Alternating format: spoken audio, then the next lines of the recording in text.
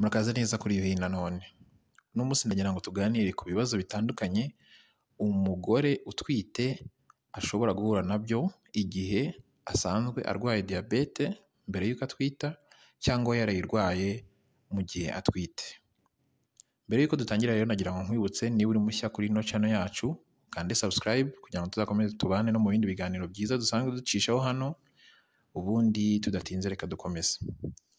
Diyabete rero ni indwara ubundi itera ibibazo bitandukanye no mu bantu basanzwe, mu bantu bose muri rusange, ariko noneho n'abagore batwite nabo bashobora kwirwara mbere y'uko batwita, bashobora kuba basanzwe bayifite, bashobora no kwirwara baramaze gutwita igihe inda ari nkuru.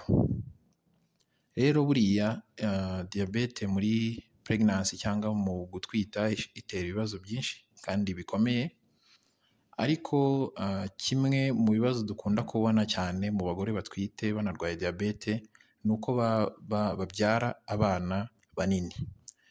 Rero kubyara umwana munini cyane urengeje ibiro bisanzwe by'abandi bakunda kugira, ubwo ibiro bisanzwe ndimo ndavuga ibiro 3 n'igice muri 3 gutyo, ariko umugore utwite we ashobora no kubyara umwana w'ibiro bigera muri 5 ndetse rimwe na rimwe hafi ya 6. Urumva rero umwana w'ibiro 5 bari umwana munini cyane. Noneho urumva kubera ko aba ari munini biragorana kumubyara neza. Biragorana kumubyara neza uburyo busanzwe bwo kubyara atabazwe. Umwana ari munini bingana gutyo urumva yuko bigorana mu kubyara, ndetse hakaba hazamo n'amakomplikasiyo menshi cyane ashobora kwangiza umugore cyangwa uwo mugore utwite akaba yahagirira ibyago bikomeye cyane. Rero ubundi umugore utwite arwaye diyabete afite n'uwo mwana munini mu nda, abaganga baba barabibona kameme. Ubundi rero icyo gihe bisaba yuko uwo mugore bamubaga cyangwa bakanakora icyo bita induction of labor, aho bongerera umugore ibise. Rimwe na rimwe bigasaba yuko banamwongerera ibise igihe cyo kubyara kitaragera neza, kugira ngo birinde ko uwo mwana yaba munini cyane akarenza urugero, ndetse bikazaba na komplikasiyo, bikaba n'ikintu gikomeye n'igihe bagiye kumubaga bagasanga ari munini cyane. Nabyo bishobora guteza ibibazo kubera ko nyababyeyi nayo ibiremerewe cyane ishobora kwangirika cyane bikomeye. Rero impamvu abagore barwaye diyabete bagira abana banini mu nda ni ukubera ko muri diyabete wa musemburo witwa insuline uba warabuze mu mubiri w'umuntu. Insuline ni umusemburo udufasha twese nk'abantu kubika neza glucose, kubika neza isukari turya mu biryo bitandukanye. Ibiryo byose habamo isukari. Iyo sukari rero iba igomba kugera mu mubiri ikabikwa mu buryo butuma umubiri uzajya uyikoresha gake gake, ariko ntibe nyinshi mu maraso ngo irenge urugero mu maraso cyane.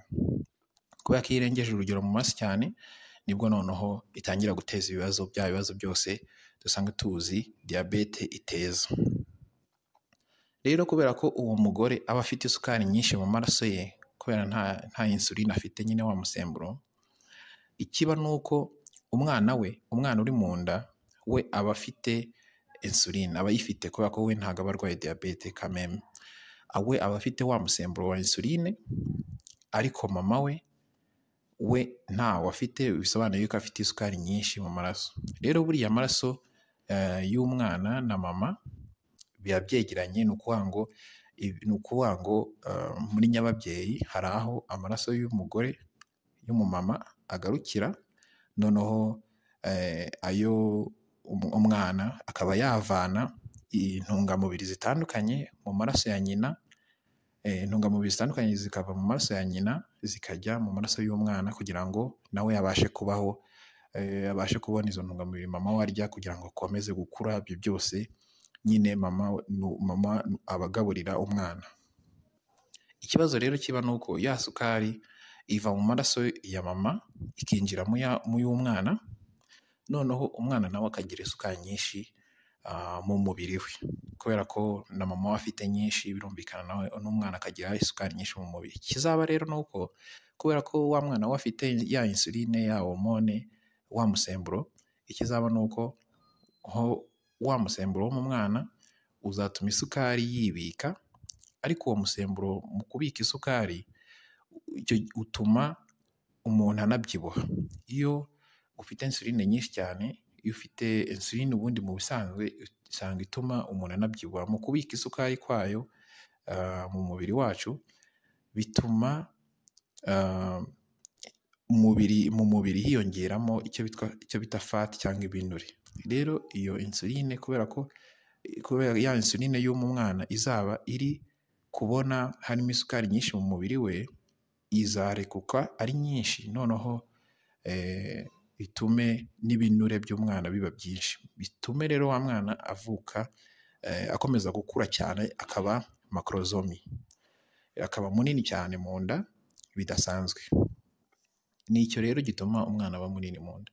Rero urumva niba ari munini hazabaho ibibazo bitandukanye mu kubyara, ariko noneho n'igihe abyaye uwo mugore ashobora no kugira ibibazo bitandukanye byo kuvirirana, bigasaba yuko bamubaga. Kubaga nabyo bibamo izindi risike zitandukanye.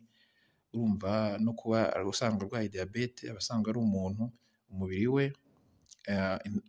abasirikare b'umubiri we bashobora kuba badakomeye cyane nk'abandi. Urumva yuko ni ibibazo biba bigenda byiyongera muri risike y'umuntu. Ikigomba kubikoraho rero bino bintu, niba urwaye diyabete utwite cyangwa uzi umuntu uyifite atwite, icyo agomba gukora ni uko agomba kugera kwa muganga akamufasha, akamukurikirana. Nk'ibisanzwe abagore batwite barakurikiranwa buri gihe.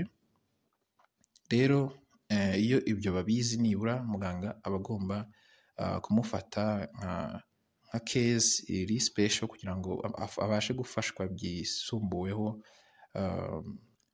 kugira ngo uwo mwana atwite mu nda atazamuteza ibibazo. Rero ni ikintu ngira ngo tuganireho cyane, kubera ko dukunda kubibona muri settings zacu. Ubundi niba hari ikibazo cyangwa inyongera, comment mwaba mufite, mushobora kuyishyira muri comment section hasi, tugakomeza tukaganira. Murakoze cyane.